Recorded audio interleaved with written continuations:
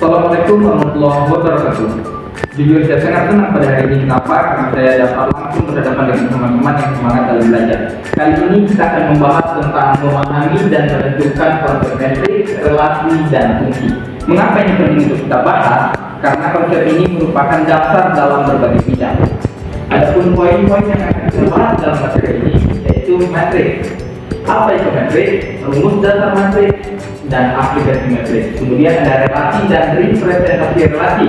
Kita akan membahas tentang apa itu pengertian relasi, mengapa perlu memahami relasi, rumus perhitungan relasi, definisi representasi relasi, dan ilustrasi visual. Kemudian dilanjutkan dengan sifat-sifat relasi biner. Sifat-sifat relasi biner dalam ilmu komputer.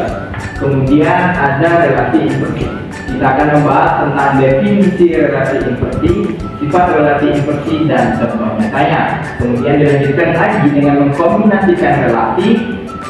Yang akan kita bahas adalah pengertian mengkombinasikan relasi, mengapa perlu mengkombinasikan relasi, dan visualisasinya. Dan yang terakhir adalah komposisi relasi dan enterai.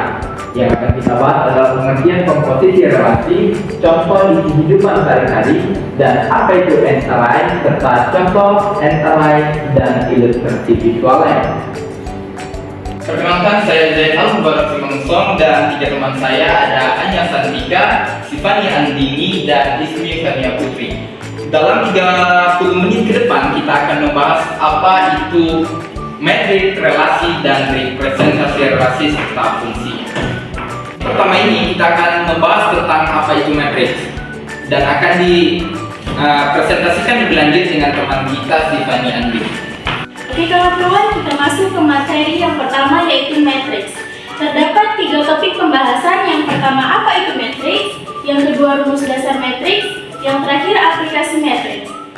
Apa itu matriks? Matriks adalah sekumpulan angka yang terbentuk dalam bentuk baris dan kolom. Setiap angka dalam matriks disebut elemen, dan elemen tersebut berada pada posisi tertentu yang ditentukan oleh baris dan kolomnya. Example, terdapat 2 himpunan, yaitu himpunan A dan himpunan B. Himpunan A 1, 2, 3 dan himpunan B 4, 5, 6. Kemudian rumus dasar matriks. Rumus dasar dalam matriks meliputi penjumlahan, pengurangan, dan perkalian matriks. Setiap operasi ini memiliki aturan tertentu yang harus diikuti supaya mendapat hasil yang benar. Terakhir, aplikasi matriks.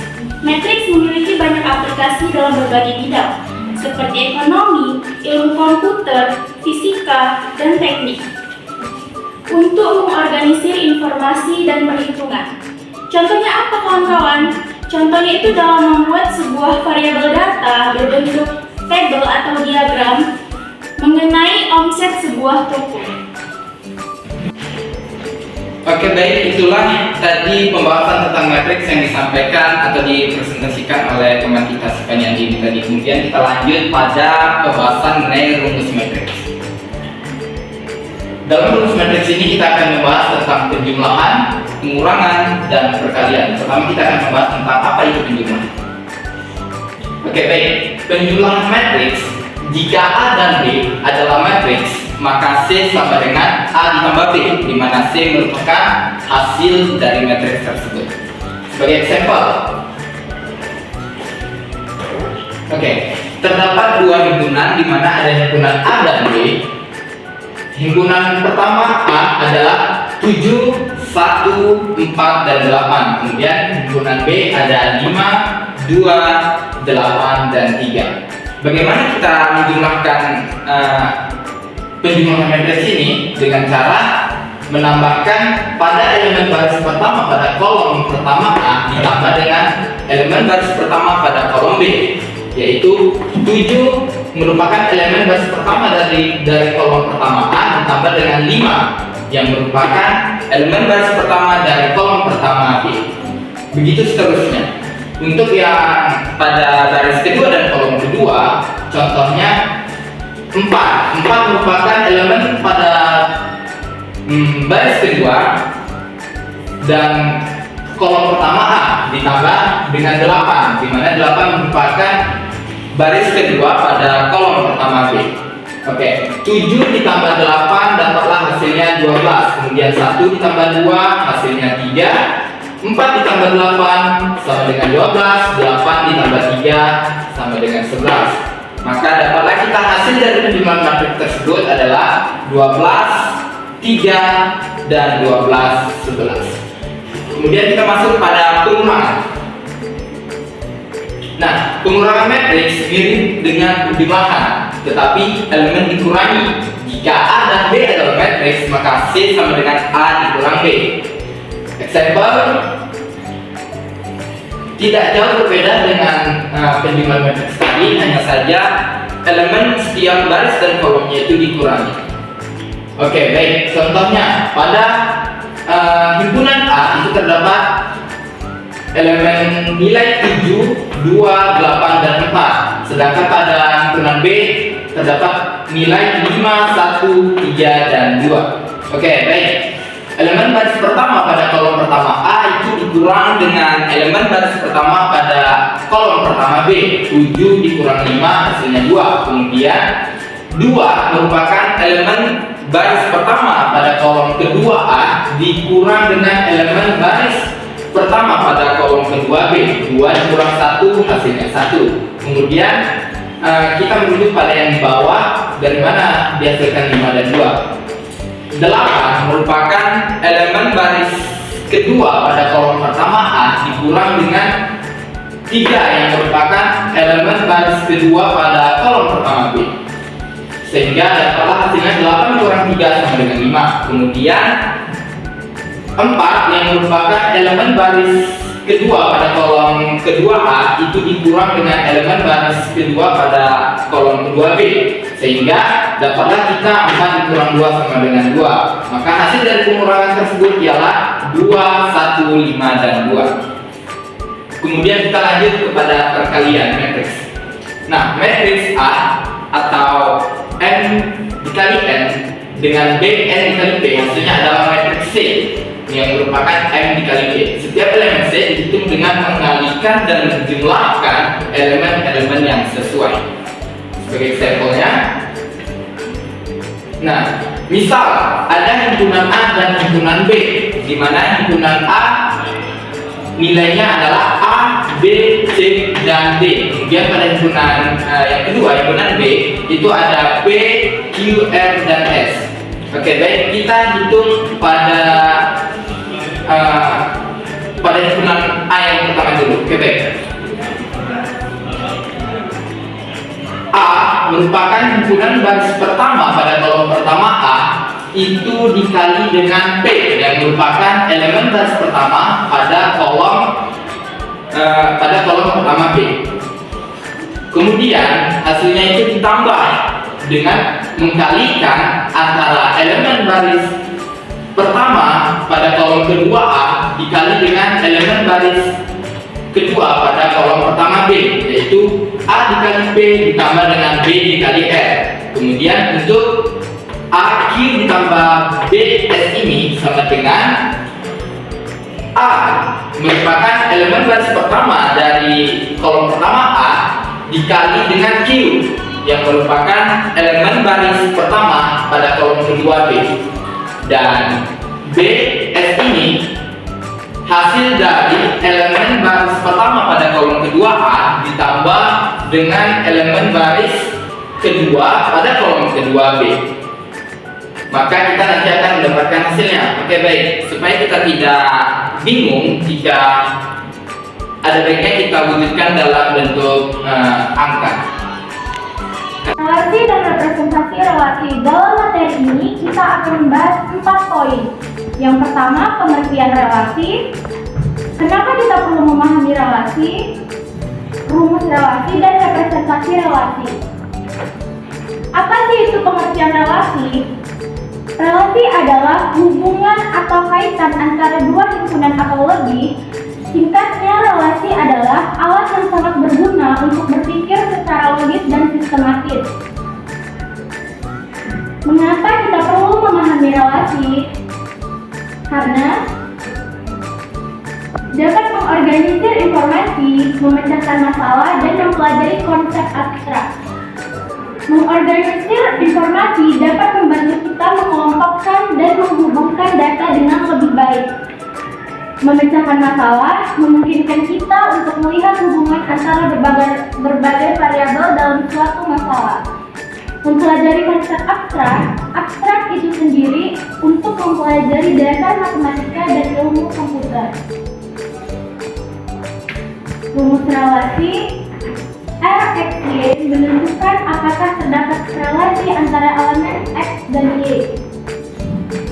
Representasi relasi adalah cara kita menggambarkan atau menyajikan suatu hubungan relasi antara dua himpunan atau lebih.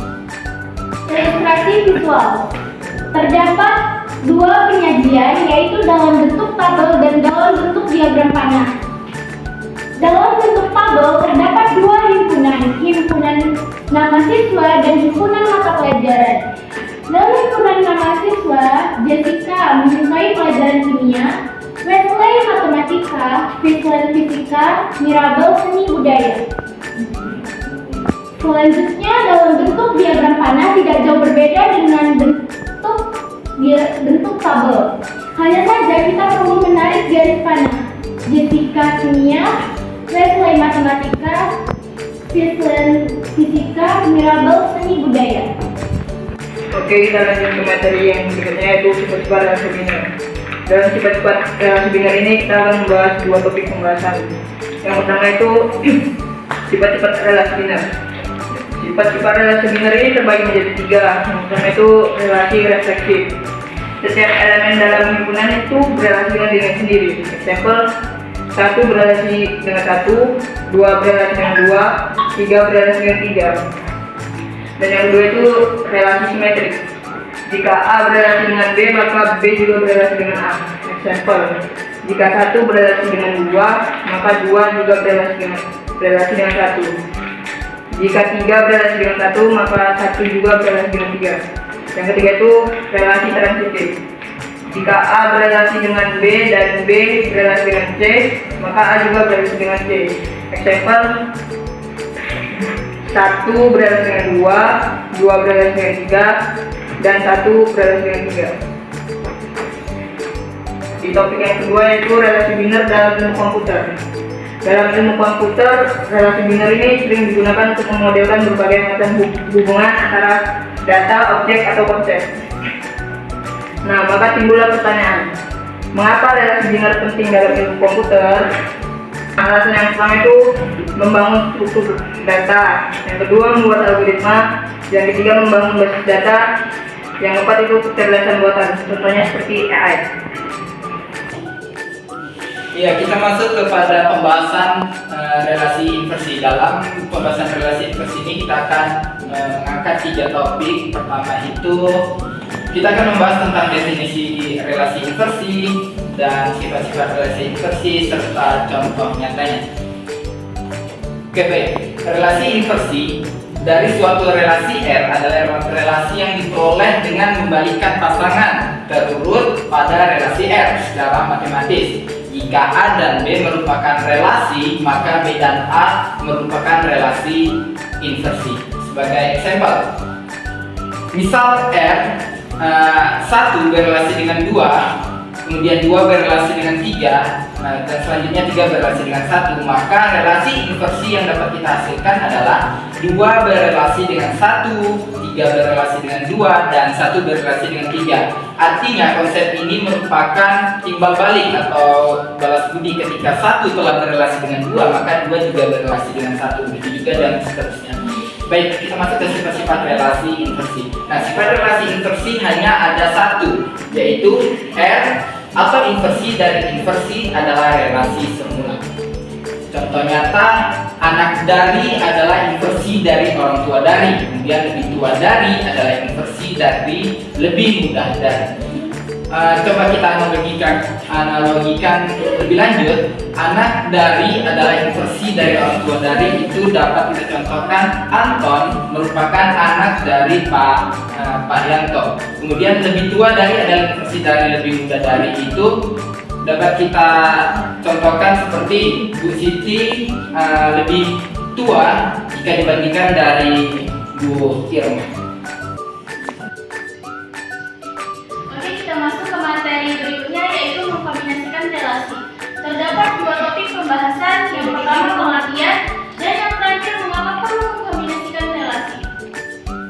Mengkombinasikan relasi adalah proses menggabungkan data dari dua atau lebih tabel yang saling berhubungan dalam database. Intinya, mengkombinasikan relasi ini adalah teknik yang sangat berguna dalam pengolahan data. Mengapa perlu mengkombinasikan relasi? Terdapat 3 hal mengapa kita perlu mengkombinasikan relasi. Yang pertama, untuk mendapatkan informasi yang lebih lengkap. Yang kedua, mempermudah analisis data. Terakhir, untuk mendukung pengambilan keputusan. Untuk ilustrasi visual, terdapat 2 penyajian, yaitu tabel data terpisah dan tabel data setelah dikombinasikan. Pada tabel data terpisah, terdapat 2 tabel himpunan. Yang pertama, tabel himpunan mahasiswa yang berisi Jessica, Wesley, Vincent, dan Mirabel. Yang kedua yaitu tabel himpunan mata pelajaran yang berisi mata pelajaran kimia, matematika, fisika, dan seni budaya. Sedangkan tabel setelah dikombinasikan, kedua tabel sudah digabung ke dalam satu tabel, sehingga setiap siswa telah berhubungan langsung dengan mata pelajaran yang diambil. Jadi memudahkan kita untuk mengetahui siapa mengambil mata pelajaran apa tanpa perlu mencocokkan kedua tabel terpisah.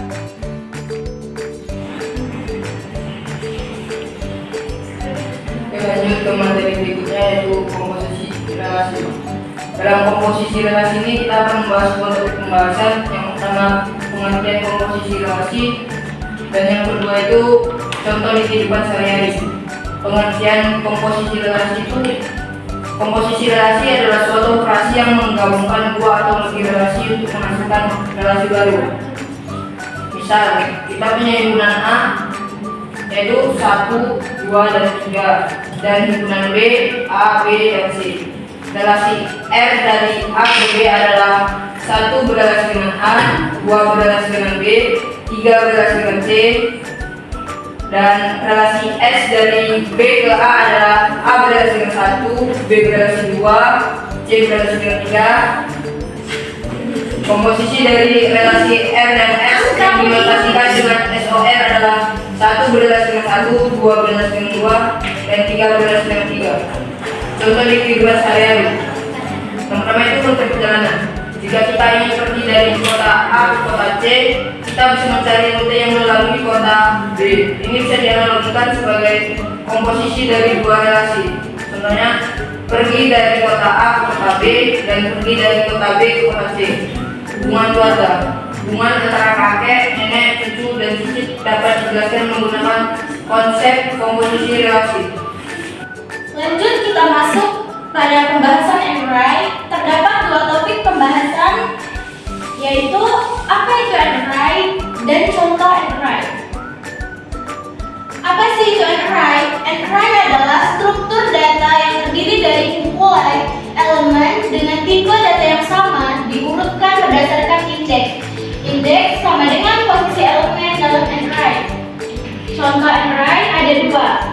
Array 1 dimensi dan array 2 dimensi. Array 1 dimensi terdapat 1 himpunan yaitu 1, 2, 3, 4, 5. Dan array 2 dimensi matriks terdapat 2 himpunan 1, 2, 3, 4, 5, 6. Oke baik, adapun ilustrasi visual dari NRI itu sendiri dia lebih kompleks jika dibandingkan dari mengkombinasikan relasi. Contoh NRI bisa kita lihat dalam konteks basis data di mana kita memiliki relasi yang melibatkan 3 entitas seperti siswa, mata pelajaran, dan nilai. Terdapat 3 himpunan dalam tabel ini. Ada himpunan pertama itu merupakan himpunan nama siswa, himpunan kedua merupakan himpunan mata pelajaran, dan himpunan ketiga merupakan nilai dari siswa tersebut. Dapat kita baca bahwa Jessica dalam mata pelajaran kimia ia dapat mencapai angka nilai 90. Kemudian Wesley matematika dengan nilai angka 89, Vincent mengambil mata pelajaran fisika dengan nilai 85, Mirabel mengambil seni budaya dengan nilai 90. Nah, dari tadi kita telah membahas tentang fungsi, relasi, dan matriks. Maka kesimpulan dari mempelajari materi ini adalah kita telah mempelajari bagaimana matriks, relasi, dan fungsi dapat diterapkan dalam kehidupan nyata. Misalnya, matriks digunakan dalam pengolahan gambar, relasi digunakan dalam jaringan sosial, dan fungsi digunakan dalam pemodelan sistem fisik. Dengan pemahaman yang kuat tentang konsep-konsep ini, kita dapat mengembangkan solusi inovatif untuk berbagai masalah. Setelah dari presentasi kita mengenai matriks, relasi, dan fungsi, maka saya datang beberapa teman-teman dan ketiga teman saya. Saya Aya Sartika, saya Sifania Dini. Saya Ismina Putri Indah. Kami akhiri, wabillahi taufiq wal hidayah, minal turun, wassalamualaikum warahmatullahi wabarakatuh.